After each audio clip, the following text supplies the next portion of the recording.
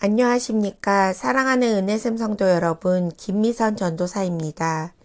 오늘은 하나님을 경외하는 욥이라는 제목으로 욥기 1장 1절에서 22절 말씀을 중심으로 하나님을 경외함으로 모든 상황 속에서 하나님을 원망하지 않고 하나님의 절대 주권을 신뢰하는 믿음이 있기를 기도합니다.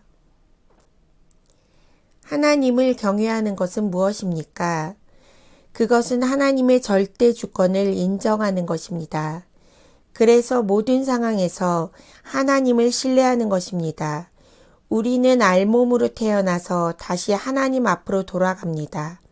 소풍이나 나들이를 갔다가 시간이 되면 다시 자기 집으로 돌아가는 것처럼 이 세상에 태어났다가 하나님이 부르시는 그날에 우리는 다시 본향으로 돌아가는 것입니다. 오늘 본문 욥기 1장에 우스 땅에 욥이라는 사람이 살고 있습니다.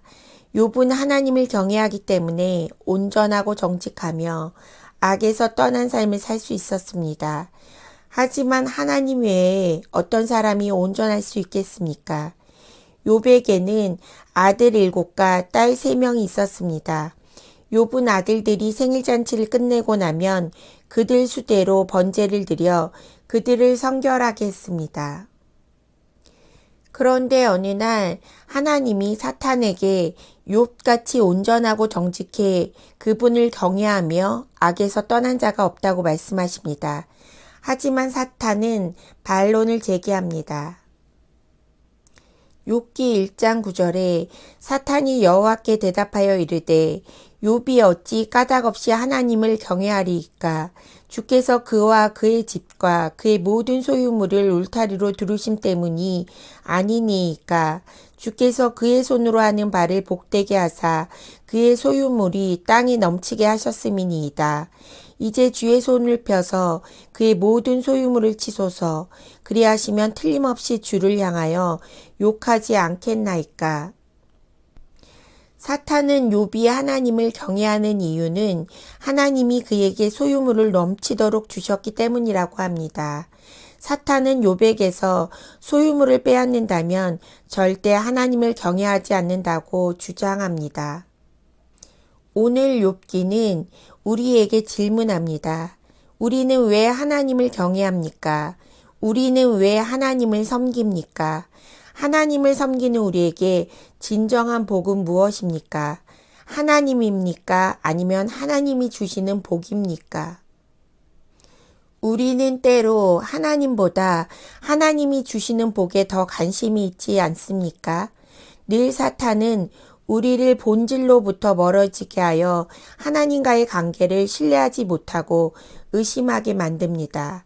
하지만 하나님은 사탄의 제안에 대하여 허락하시며 욥의 모든 소유물을 사탄의 손에 맡기십니다. 그러나 하나님은 욥의 몸을 치는 것은 허락하지 않습니다. 하나님은 욥이 그가 가진 소유와 상관없이 하나님을 경외하는 자임을 믿으십니다. 하지만 사탄은 욥을 의심하며 시험하기를 원합니다. 우리도 때로는 우리 앞에 다가오는 크고 작은 시험 앞에서 사탄은 우리를 무너뜨리려고 하지만 하나님은 하나님을 경외하는 그의 백성들이 믿음을 지키도록 인도해 주십니다.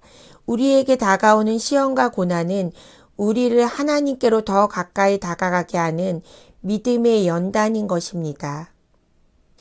이제 사탄은 욥의 소유물을 칩니다. 욥에게 엄청난 고난이 찾아옵니다. 그는 재산에 큰 손해를 보았고 한순간에 자녀들을 모두 잃었습니다.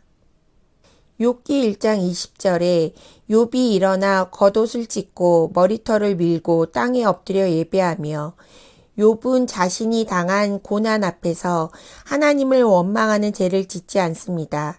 사람은 때론 감당할 수 없는 고통 속에서 하나님을 원망하기도 합니다.